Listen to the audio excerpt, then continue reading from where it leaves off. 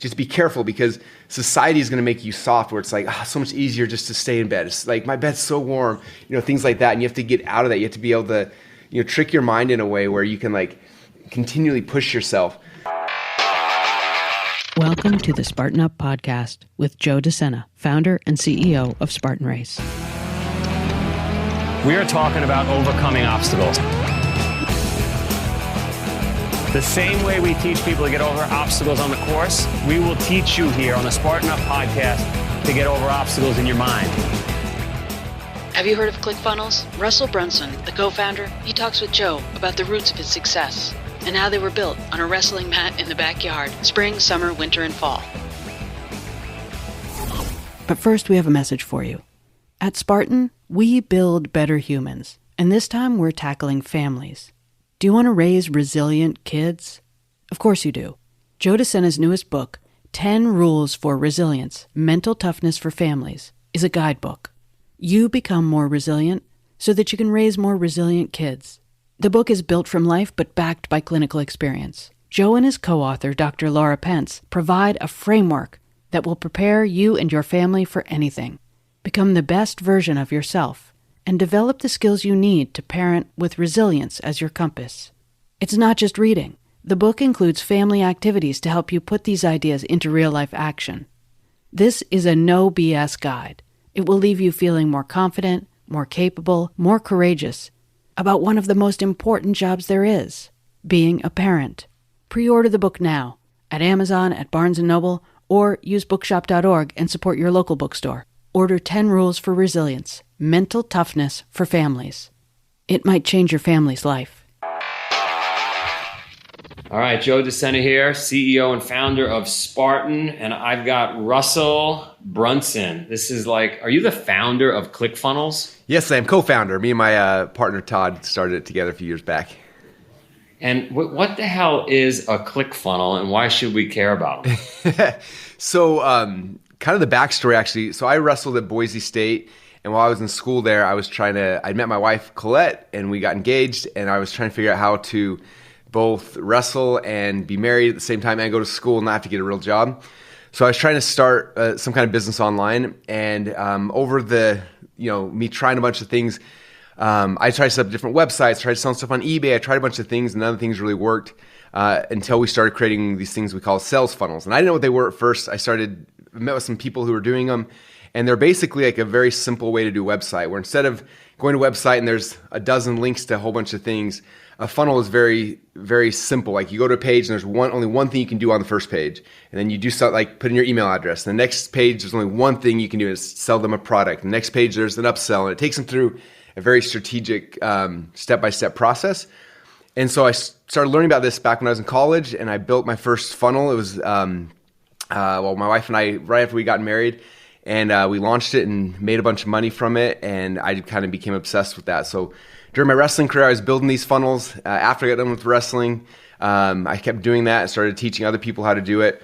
And then about 7 years ago now, my partner Todd built software that made this whole process really, really simple. And, in the last 7 years since we launched ClickFunnels, we've had over 1,000 people win what we call a 2 Comma Club Award, meaning they made at least $1 million inside of a funnel. And that's our whole mission, is help entrepreneurs to grow businesses online, and it's a lot of fun. So this was 7 years ago, and prior to that, what was the practice on the internet? Was it companies would send consumers to their homepage, I guess, then you got to bounce around and try to find something? Yeah, and still, like, shockingly enough, the majority of businesses still do that today. They go to a website and there's a homepage and it looks nice, and they click on a link and it's like a maze.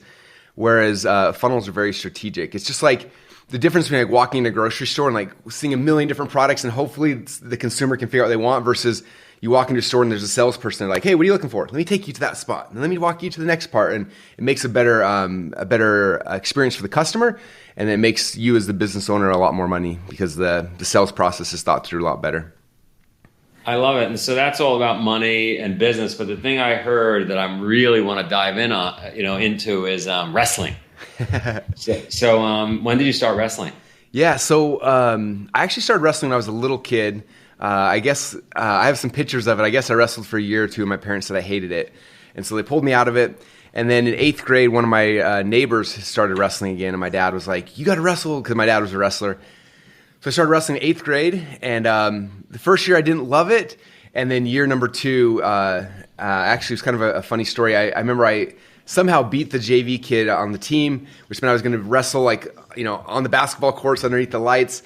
And I remember going to weigh-ins that day, and I weighed myself in, and then the guy was supposed to wrestle weighed in. And I remember he stepped on the scale, and he had a mustache. And I still, to this day, as a 40-year-old man, cannot grow a mustache. I remember looking at this guy like, this guy's going to kill me. He's a grown man. He's got facial hair.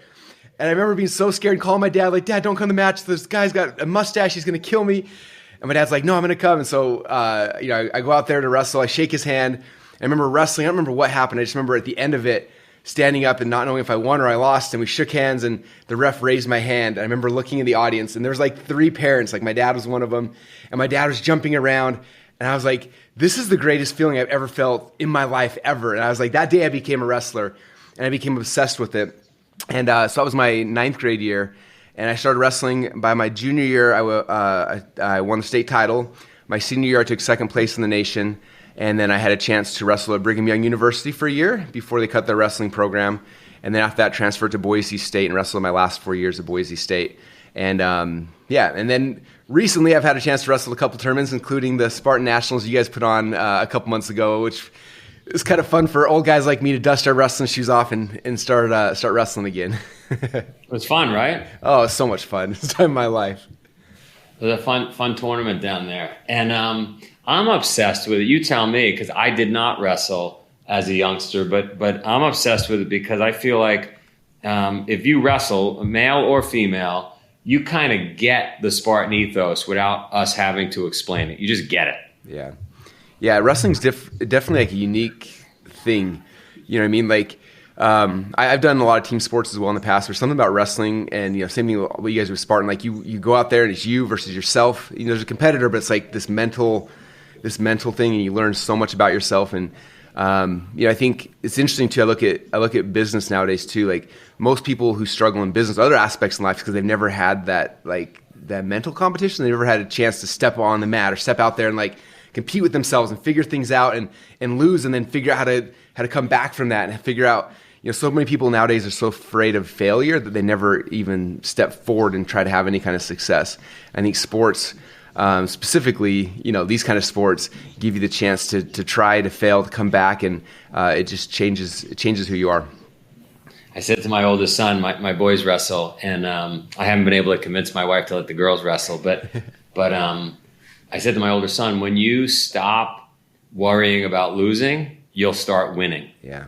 And that's a tough thing, but I think that's what you're saying, right? In business, in life, you got to be willing to put your neck out there. Yeah. It's weird because as an athlete, you have that opportunity to, and wrestling's my sport, so I can relate to that the most, but you step out on the mat every single day, you see the competition, and it's just you, there's no one else out there, and you got to do it. And if you lose, I lost a lot in my career. I lost at the tournament you were at. You lose, but it gives you this chance to learn something and then step back and go back to the practice room and say, okay, I lost. What did I lose? What are the adjustments I need to make? What are the changes? What are the tweaks?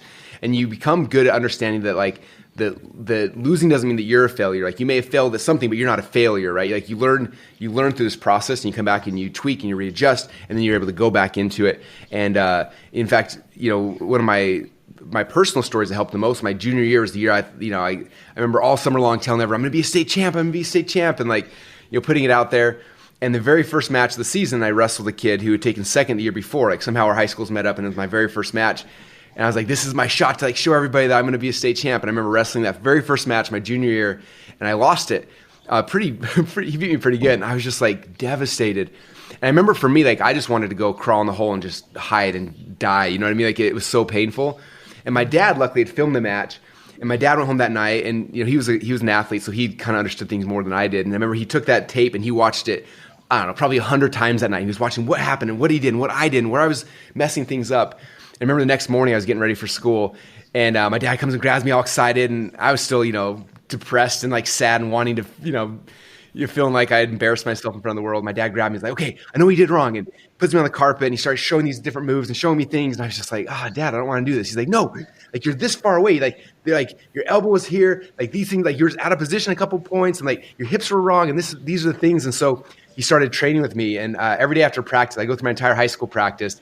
And as practice was ending, all of a sudden I see my dad walk into the room. I'm like, no, Dad, I don't want to wrestle again. And he come in and he's all right. Same thing, like elbows in, like and just little positioning things. We drilled it over and over and over again for the entire 4 months of the season. Every day my dad would come after practice and we drill those things. And fast forward to the state tournament, that kid that I lost was on the opposite side of the bracket as me. And so we're watching as we're getting closer and closer and closer, and finally meet up in the high school national or the high school finals, state finals. And we go in there and we start wrestling. And what was crazy is not only did I win that match, I literally beat him with the same move that he'd beaten me with. I didn't know about early in the year, but I practiced it so many times over and over and over and over again. But by the time like I stepped on the mat with him, like I was better than him at the move that he beat me with. And that's what I ended up beating him with, winning the state title. And it was just like such a big testament to me that like, look, I wasn't a failure. I failed, but that gave me all the data I needed to figure out how to win. Right? I was able to look back, okay, these are the tweaks, these are the adjustments, these are the changes. And by making those shifts, I was able to come out next time we had a chance to wrestle and actually win. And I think that's, in all aspects of life, right? We get in a fight in our marriage, we get in fights, frustrations with our kids, like business, like all the things, like it's learning how to take those failures, look at the adjustments you need to make, and then coming back and stepping back in the arena again and going at it a second time. And when you learn that, man, that's like the greatest life lesson I think that sports can give. Yeah, if it's not fatal, you're learning. Yeah. Right? Yep, for sure. Hard for me to teach a teenager, though. Like you said, you didn't get it that day with your dad. Tell me about this gym you built in the house. What's the story with this gym I've heard all about? Yeah, it's funny. I've been showing people glimpses of it for the last 4 years since I built it, and we finally put out a YouTube video showing it. So when we launched ClickFunnels and started growing really well, I'm never into cars or into stuff like that, but I always wanted like a really nice house, and I wanted my own gym. And I remember when we were looking for houses, we found this house and it had a 2,500 square foot garage away from the house, and it had its own garage, but this was like a separate garage. And we were looking at the house. I remember walking in, and the people before had like their lawnmowers and all these things in it. And I remember looking at this, and I was like, this would be the greatest wrestling room / gym of all time. And so I literally bought the house because of that. The first day that we moved in the house, one of my friends, he's a designer, one of the best designers ever. He flew in from Miami, and he came and spent an entire week painting this huge wrestling mural around the entire gym. And then we ordered mats, and we ordered things, and it's become kind of my own little private gym. And the first year or two was just me working out in there by myself. And now my kids are in wrestling. It's been fun because first was the middle school, now the high school kids come over, and we have wrestling practices and matches. And but it's like a 3-second walk from my bedroom to the wrestling room / gym, and it's like wrestling heaven for anyone who's into those kind of things. It's amazing. There's Yanni Dakamahalis. Right? So Yanni and I have become friends, and I'm good friends with his dad, and I've spent time at the house, and they have, quote unquote, the garage, like I'm sure many wrestling dads have. But out of this garage, they've produced some amazing wrestlers, and so you're doing what he did basically, right? And he sits there and he tweaks. I watch him, and he tweaks little tiny adjustments. Your elbow's in the wrong place, and he's screaming at kids, and it all happens in this heated garage. That's so cool. Yeah, it's funny. When I got started, my dad did something similar. We didn't have a ton of money growing up, so he bought a little 10 foot by 10 foot mat, and we put it on our back deck. And so we all winter long we'd be in this deck with like snow coming around us, bundled up, and we out there wrestling. It was so much fun. And it was crazy. During the summertime, we'd go on family vacations, and my dad would take that mat and roll it up and like strap it down to his truck, and he'd drive the mats to Lake Powell, to Bear Lake, to everywhere we'd go as a family. And that way, every morning, my brother and I, like, he'd roll out the mats at 6 a.m. We'd out there wrestling before we'd have like our actual vacation. And people never believe. I have pictures that I show people sometimes. They don't believe that actually happened. I'm like, that's how obsessed my dad was. Like, he made sure we were wrestling before we had our family vacation. And it's cool because now my wrestling room, I took those old mats and we have them kind of like they're rolled up in the wrestling room, kind of as it's art, but it's like this nostalgia for me. Like this is where, for me, it all started. It was on these little tiny yellow mats that we took all around the country as I was a kid, and now they're here in my wrestling room as well, which is kind of cool. I love that you're telling me all this because I thought I was just a nutcase dad, but now it sounds like it's just the price of entry to the sport. Like this is what you got to do. Definitely. It takes a little crazy to be successful in anything in life, I think. So I've had to slap myself, and I said, you know what, the month of August, I'm going to leave the boys alone because like you can't go. Can you go every day? Am I slacking if I take August off? I think in all things there's moderation in all things is good. I think sometimes taking breaks, putting your foot on the gas and coming off, I think those things are good to rest and recharge. I knew a lot of athletes who when I was at Boise State, we recruited some of the top athletes in the country who'd been like that 100% their entire career. And then the first day they stepped away from their dad and they were in a wrestling room by themselves. A lot of them didn't do well in that environment. They struggled, they disappeared, they never competed well in college. So I think it's good to give them some time to refresh and recharge, and then they can jump back in at hardcore when they're ready again. I want to get you. We have a farm in Vermont where this whole Spartan thing was started, and I'd love to get you. You bring the boys out. It'd be amazing. August 23rd, we're doing a little 3-day camp coming out of August and saying, all right, you took some time off. Now we're going to kick your ass on the farm. Time to get back to work. Yeah, get back to work. So I'd love to have you out. We got to talk about that after this interview. Look, you've been successful. There's a lot of people out there that are struggling and they're trying to make their way and figure it out. What would you say to them? Like, what are the simple things that make the difference? Yeah, I think there's a lot of things I could say. I think one of the things that there's a book that I recently read. It's called Outwitting the Devil by Napoleon Hill, and it was written in the early 1900s. And it's interesting in this book, Napoleon Hill, if you've ever read the book Think and Grow Rich, he was the one that wrote that book. And he wrote the second book was Outwitting the Devil, and he never actually published it during his life. He was scared that people would criticize him or whatever. So it wasn't until like almost 100 years later that after he passed away, the Napoleon Hill Foundation found this manuscript and published it.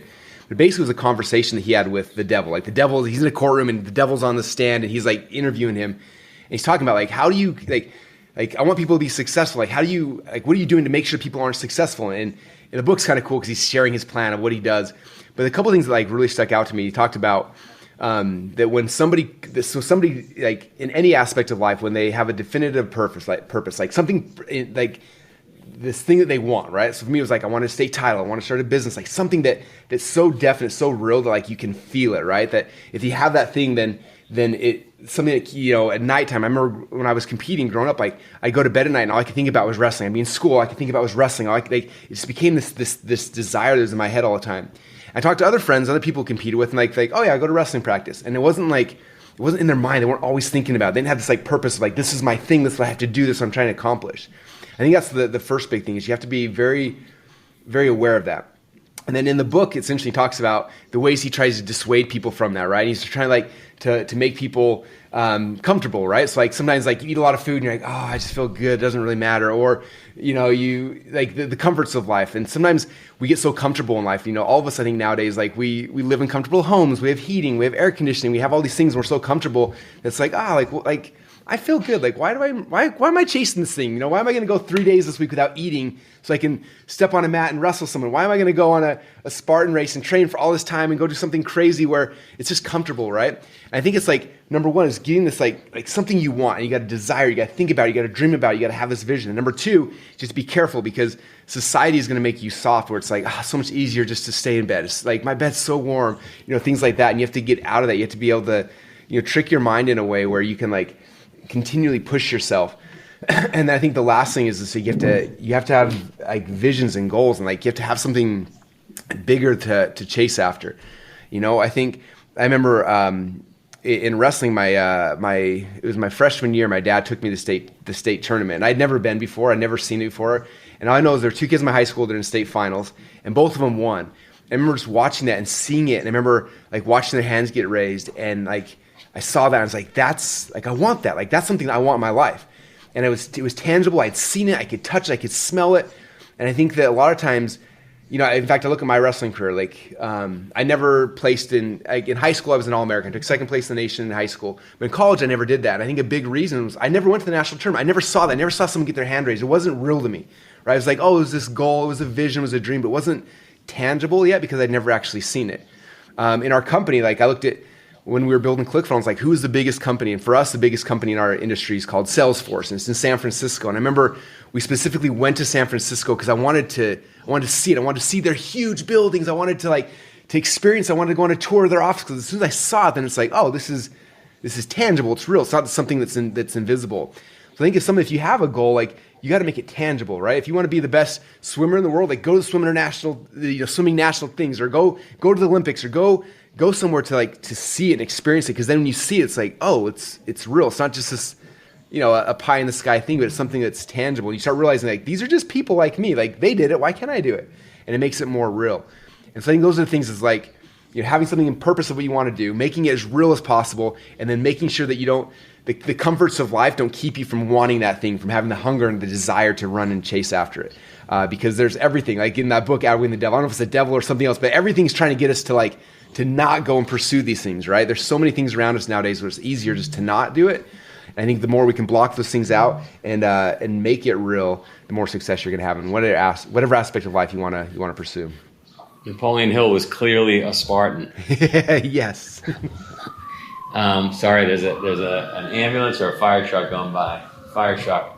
I was just thinking. I've done probably 1,000 interviews with the podcast, and one of the big takeaways I didn't realize was the number one motivator for our species is the avoidance of discomfort.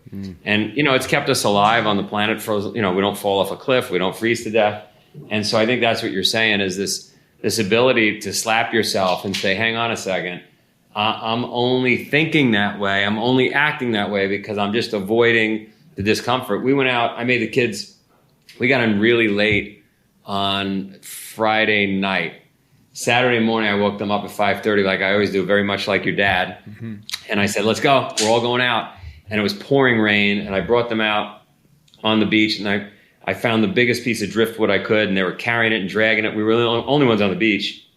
And why the hell would you do that? And I've done, and I'm sure you have done, enough workouts that you didn't want to do, that you shouldn't be in the rain, and every one of them is great when it's over. Yeah. You feel so alive. And so you got to slap yourself and you got to say, you're only telling me that because you want me to be comfortable. You want me to sit on the couch, eat chips, and watch Netflix. Yeah. But that's not where the magic happens. Yeah. Right? It's tough because in our mind, I don't know, I had somebody ask me today, how do you stay so motivated? How do you, I'm like, how do you wake up every morning with the ability to move forward? I'm like, I don't. I wake up just like everyone else, I don't want to get out of bed. It's so warm. But it's tricking our minds to be no, I got to do this, right? There's very rarely I walk in the gym excited for the workout, but then you leave and you're so glad I did that, right? I walk in the office to work on a project. Rarely am I this is going to be so much fun. It's this is going to be pain, but you go and you do it, and then afterwards is the fruit comes afterwards, right? The fruit doesn't come ahead of time. I think everyone's waiting for the fruit of the action ahead of time. It's no, you have to go through the mental battle to earn the thing at the end. You don't get it ahead of time. If you did, everyone would do this, right? We'd all be running Spartan races, we'd be wrestling, we'd be making a bunch of money, but we don't. The fruit comes after the action, not ahead of time. I think that's what people miss a lot of times. I met a kid. I was at a wrestling tournament recently, and I was in the gym for a quick workout, and a kid with a limp military outfit on came in. He was going through some personal issues, and we got to talk, and I ended up turns out he followed me on one of the social platforms. So just randomly met him in a hotel gym. But he had the greatest line ever. We should make a t-shirt. He said, save the fun for later. That's awesome. It's great, right? I mean, that's it in a nutshell. That's really cool. You're awesome. How could people find you? The easiest way is probably social media. Instagram, Russell Brunson's my Instagram handle. And in there I share everything from my business to my working out and wrestling and just kind of share a wide variety of stuff. So no matter what you're interested in, related to me, you'll find, my books I've written, my software. You find, my sports. We just posted a video of my wrestling room. So you want to see, the craziest wrestling room in the world, all that stuff's there. It's awesome. Thanks for listening to this episode of Spartan Up Podcast. Spartan Up is your partner in resilience for mind, body, and spirit. We're here 3 days every week. Tuesdays, you can find Joe Sena, founder and CEO of Spartan, interviewing biohackers, business leaders, authors, and athletes. Thursdays and Saturdays, catch episodes from our DECA, Endurance, Trail, Combat, and La Ruta series. Do you know someone who needs a little nudge? Maybe they could use some motivation, tactics to be stronger, healthier, happier, more successful. Tell them about our show. And if you're watching on YouTube, leave us a comment. We want to know who's watching and who's listening. Thanks. See you next time.